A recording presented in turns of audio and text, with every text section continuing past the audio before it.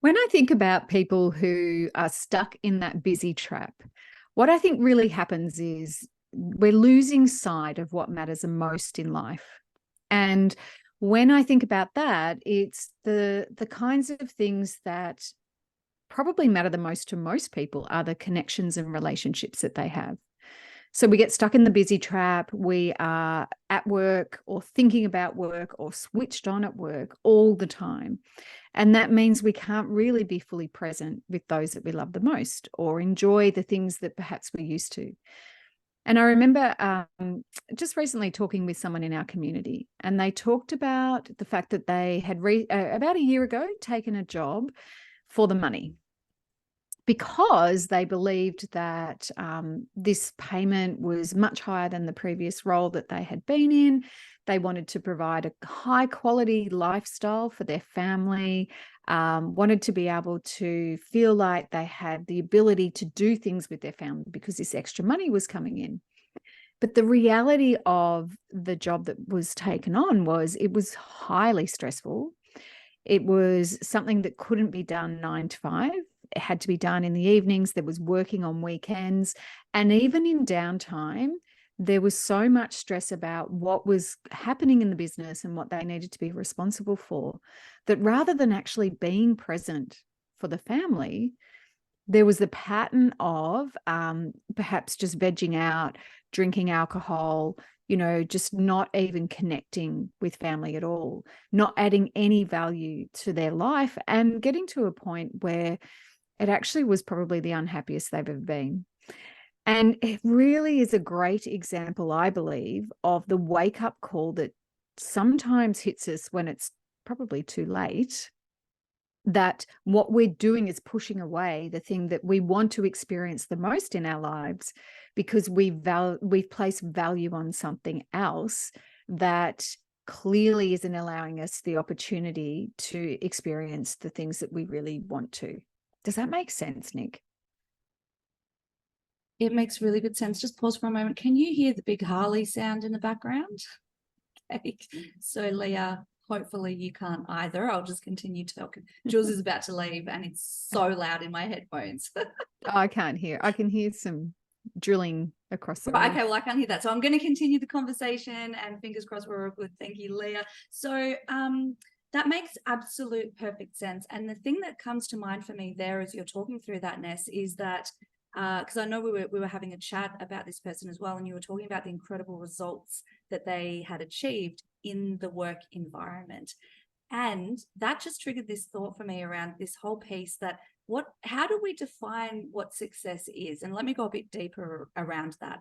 For example, success could be the surface level is you're hitting your revenue targets, or you're hitting your KPIs, or you're growing your team, or you're scaling your business, or you're delivering for your clients, like all the things that we know that our amazing clients and community are doing because they've got amazing, successful businesses. But if we only determine success based on those external metrics, what can be missing is exactly as you said, that time with family. We coin this time freedom. We talk about choice around where we spend our time. But I actually feel like if we can get clear on those personal values, could they not be a really clear measure and metric of actually what success looks like? Absolutely. I really think that when you know your values and you live by your values, then you are being really congruent in everything that you do. So what comes up for me is going back last year, 2022, I was navigating through a lot of uncertainty, and I hired a personal coach to help me through that change. I wanted to move location. It was a huge move. There's a lot of fear and a lot of discomfort that came with that. A few of my close personal relationships I was struggling with a bit, and that was really getting me down. We were still in startup phase, Nick, of the business, and there's challenges that come from that. Any other business owner will know exactly what I'm talking about. So I felt really unsettled. And one of the key things that we worked on was to determine what my top 3 values were for that season in life.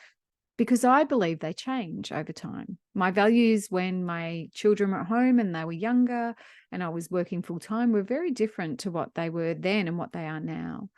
And what I found was, by going through that process of unpacking and discovering what it was that, what are the emotions that I want to feel on a regular basis? What do I want to drive my behavior, my decisions, and my choices by? And we normally, well, I certainly do when I work with clients, sort of your top 3 to 5. But what I really liked about the top 3 was it just gave this laser focus around how do I make decisions about what I'm going to do with my life and what is important to me in relationships through these. And those top 3 were connection, curiosity, and perseverance. And so everything came through that filter.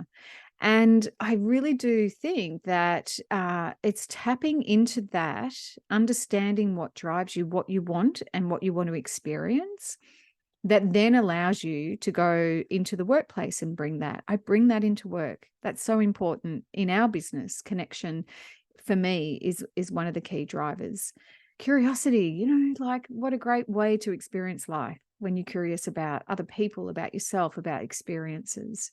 And then that perseverance, like it's the push through. To me, that's the push through the pain and challenge and all of those kinds of things. So I do think that it is really important, so important that a lot of people don't stop to think about it. Or what I do experience also is that they rattle off the top 3. It's usually respect, integrity, honesty, things like that. Sometimes respect is really tricky, because how can you, that's expecting someone else to give you respect, and your value, how you experience your life, needs to be driven by you rather than somebody else. So it's about getting deeper, I think, deeper than just the surface level. What's coming up for you as you're nodding your head there, Nikki? You're on mute. Excellent. Thank you for that old chestnut. Yeah, quite a few things come up for me there, particularly as values have been something that probably over the last, well, at least sort of 10 years, exploring with and playing with. And particularly, when we started our coaching journey, and it's one of those key things that we worked on ourselves and that we work on with our clients. And I'm kind of reflecting on a couple of factors here. One of them being, personal values versus business values. Is there a difference? How are they aligned? What's the connection? And sort of ruminating on that. And I think it would be good to bring that into the conversation, because one of the things that comes up for me as we're talking about this is reflecting again on my own experiences around when I first started. I was in business a few years. I was a few years in. And I'd worked with a client for a month, and she'd signed a 12-month agreement. We were going to continue to work together. Got back in on the Monday, called for the first coaching session, and she actually cancelled. And when I asked her about it, the reason was she found out that I was in a same-sex relationship. So for those of you that don't know, I've been with my wife, Jules, for 14 years. We've been married for 11 years, and she saw on the socials that we were celebrating our wedding anniversary. Now, that was really interesting. And why am I bringing this up now when we're talking about values? There's a couple of different reasons here. One, it would have been a values misalignment for us to work together. I certainly did not want to work with someone that was going to have an issue with this, because this is who I am. And as a side note, what that experience gave me was I really had to, I mean, don't get me wrong, I was pretty upset at the time. Yeah. I was very, very hurt. I then was very angry and I was all of the emotions, but it forced me to kind of dig deep and just as a bit of a side note, kind of go, well, who do I want to be? Actually, it's not a side note. It's really relevant, because it's who do I want to be? Who do I want to show up as? Am I going to now go, oh, I might be judged. I'm going to have to hide that part of me. And that's a very different way of doing business. And in the past, I have sort of gone, okay, business or corporate can be very separate to personal, or I'm actually going to step into this and go, I'm okay. If you have a problem with me, that's your problem. That's not mine. What do I want to stand for? And personally, I want to stand up for, well, the people in the LGBTQI plus community, of course, because that is where I'm a part of. So, but if that hadn't happened, I wouldn't have had that defining moment to go, do I hide or do I step up? Mm-hmm. And one of the factors in making that decision, and this is how it's so relevant to values, is I had to think about my values. And hiding is a misalignment with my values.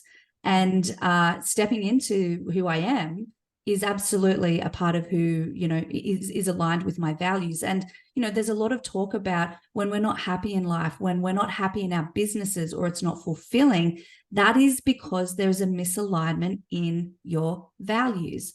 And so even this is a little mini action or reflection for everybody. What areas of your life are you not satisfied and fulfilled in? And is it because you're kidding yourself thinking you're living values a certain way and you're not? And as we've both worked with a really great coach who helped us realize that, 10 years ago, almost 8 years ago, actually probably 10, or is it, it might be something else, but oftentimes it's because we're in misalignment with our values. If I can just share another quick story around that, if I reflect on my advertising career, when I was a vegan, I had butchers as clients. I had to go, that's what I had to do. I chose to do that in that, it just makes me uncomfortable now. Like I'm sweating thinking about it. It was a misalignment with my values. So something needed to change. And of course it did. And that's great. So I think there's a couple of things here I want to throw to you, Ness. One is, this concept and conversation around, do we need to have separate personal and business values, and what does that look like? And I really want to bring home this idea that how we live our values in business isn't just the individual, showing up and being passionate, for example, or this is like alluding to what you were talking about before, but it's also about the types of clients that you're working with, the type of work that you're doing. You and I are very clear on, we don't work with every type of business because of the experiences that I'll just speak for myself, that I've had working with types of industries that were misaligned with values. So it's your clients, it's your products, it's your services, it's the industries, it's the type of team members that you have. Because when you have really good values, the beautiful thing about having solid business values is that you can be unique and different. That's great. That's celebrate. You want to bring different people and variety and diversity. And when you are aligned with a core set of values, you can embrace the differences and know that you're here doing the work together for the same purpose and outcome. So I feel like I went on a tangent and many different areas. So I'm now just going to let you pick what thread you want to go with. Yeah, that's interesting, because I mean, the reality is, we went into partnership. We both obviously are very clear on our values and we live by our values, but they're not exactly the same values.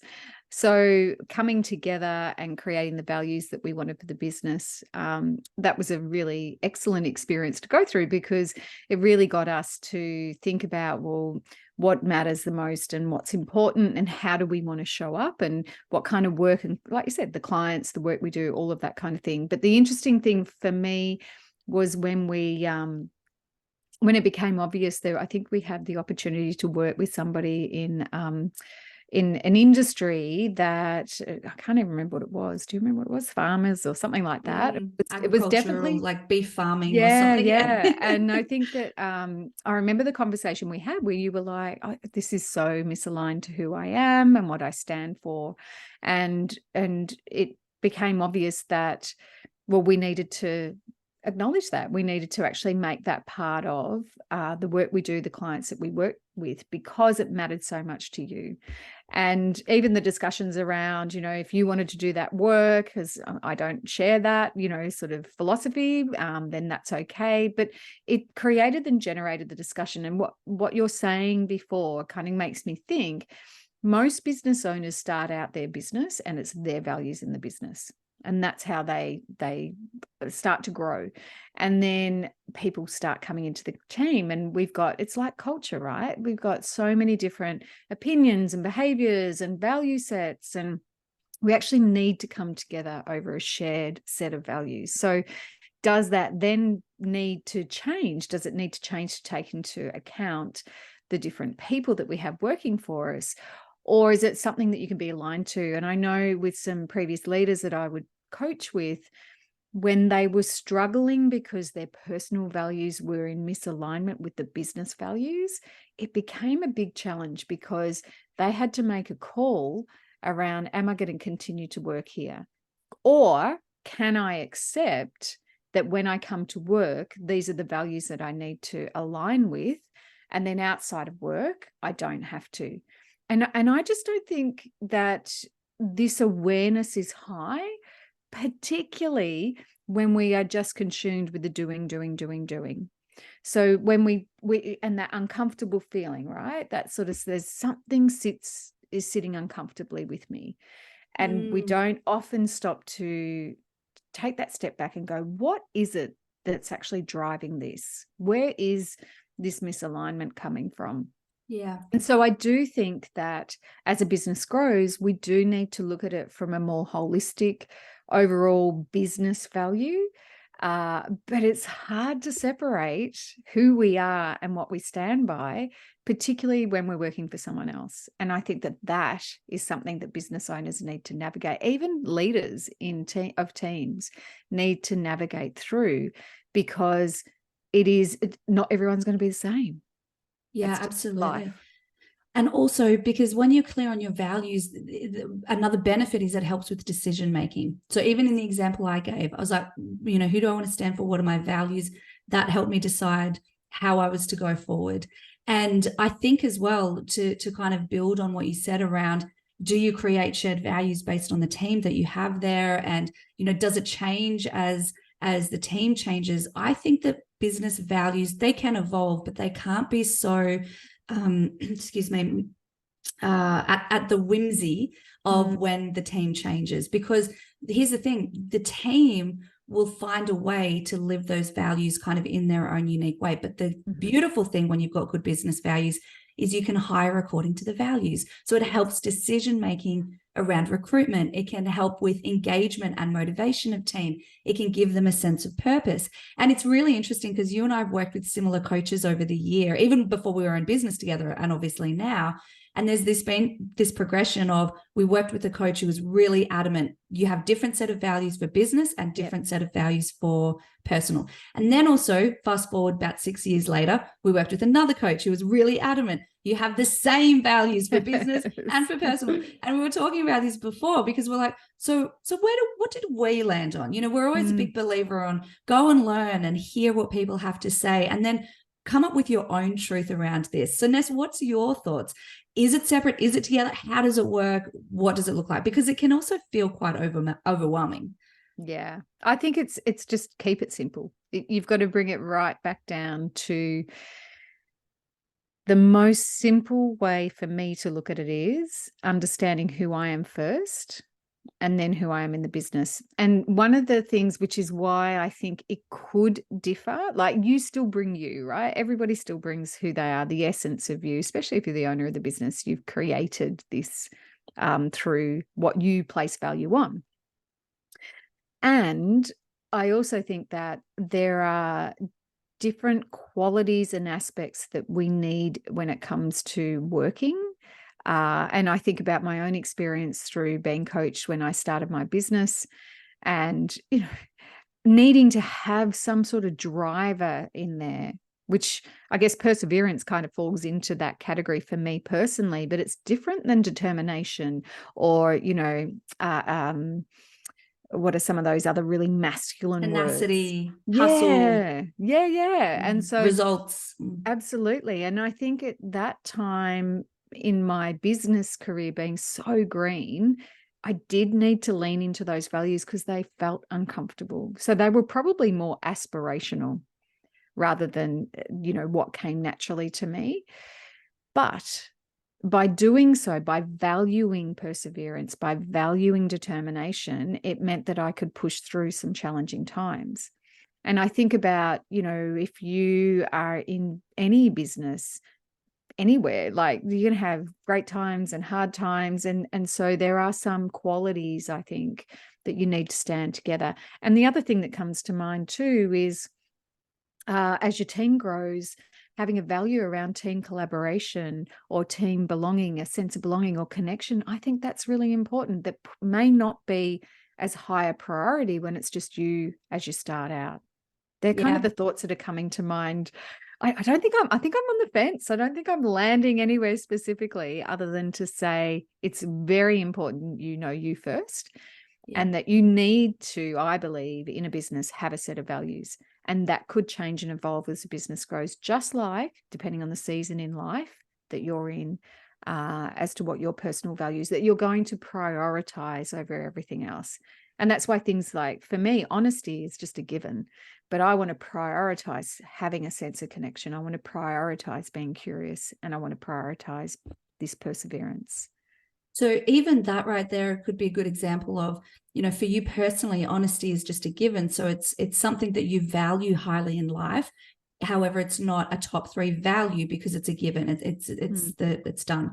However, in a team, it might be worth having a value around honesty or openness or transparency, which is kind of very similar. So you might want to have that in a team environment, because it might not just be a given to every single person in the team, or that's something you really want to make sure is top of mind for the collective. And look, where we've both landed on, where we've evolved to now, is we have our top 3 personal goals. Values, not goals. And we also have business values. And what's interesting is that there's definitely a crossover. And when I look at any of our values, our business values are connection, humility, growth, impact, and fun. We've got the top 5. That's that filter of, again, coming back to the types of clients, the types of industries, the services, not taking ourselves too seriously. All of that comes into that business side of things. But yeah, it feels like the top 3, the personal ones, they're personal, So for me, it's purpose, joy, and compassion. And that's something, no matter where I am and what I do, I want to be experiencing, because again, it's the emotional states we want to feel on a consistent basis. And so I guess what I'm hearing and what we're sharing in this is there's no 100% right or wrong, but you do have to have some values that guide your decision-making, your behaviors, your actions. And I do think that there's an evolution that when your team grows, it does become about the collective. So it makes sense that there are some differences. And I don't want to be on all the time when I'm not in the business. When we're in the business, we're here to have fun, we're here to have impact and growth and But then also I've got a different energy sometimes outside of work. So anyway, would love to hear your thoughts, because, is there a right answer? I'm not sure, but we're on the journey. We're here to lean into this space. And, there's some key threads here around the importance of understanding you and your values. And as you say, Ness, as a leader, and every business owner is a leader, and as a leader, we start with ourselves, and then we're able to, lead others. So what would be one action that people can take in terms of this conversation around values? Look, given the importance, I think, that understanding and knowing your values, we said it before, it's around being able to help you make a decision. So I come back to this example of this person I was talking to. If that person really lent into their top 3 values, if they knew them and understood them and understand why it really mattered to them. So there's a process that we work with our clients on that goes quite deep into really getting to understand what priority order they go in, and what does it actually mean to you, because my terminology of connection and yours, Nick, would be probably different. We're not all the same in the way that we perceive or describe certain emotions. And so to know those, that decision becomes instant. It's like, is this work that's providing lots of money in alignment with my top 3 values? Bang, bang, bang. Yes or no? Well, that's my certainty that I'm making the right choice to stay or go. So I think the key takeaway here, the actionable action in the next 24 hours, is to really reflect on what are your top 3 values. And I truly believe that most people will say, oh, yeah, I know my values and I live in alignment. But when you've got to sit down and write it down and say what it means, I don't know how many people actually, unless they work with a coach, go through that process necessarily. So your top 3 values, just off the top of your head, what do you think they are? What do you want them to be? And are you living in alignment with that? And that's the key question, because if you're not, then something's got to change. And, that's one of the areas when I'm working with a new client around values, is to start having, half a dozen or so ways that you can experience that emotion every single day. So, for example, if you have love as a top value, and you get that experience and emotion through being with your family, and then you have to go away for work. So it can't always be, when I see my kids or when I do this, what is it going to be when you aren't in that environment? What's going to push you through? So there's so much depth you can go into to make sure that you're living in alignment with it. But the first starting point has to be, do you know what they are? And are you feeling that you are congruent with how you're turning up at work and in life every day based on that? So that, my friends, is your actionable action to do in the next 24 hours. And we trust that this has been of value to you, talking about values in life and business. Any final words, Nick? I think just take yourself lightly. See, if you get stuck on it, then that's feedback that this is work for you to do. And remember, that icky feeling we talked about. If you've got that icky feeling, something's not quite right. Most of the time, it comes back to not living in alignment with your values. So it's a fun place to explore, but don't overcomplicate it. Take yourselves lightly. And thank you so much again for joining us today. We can't wait to get into your listening ears again next week. See you later.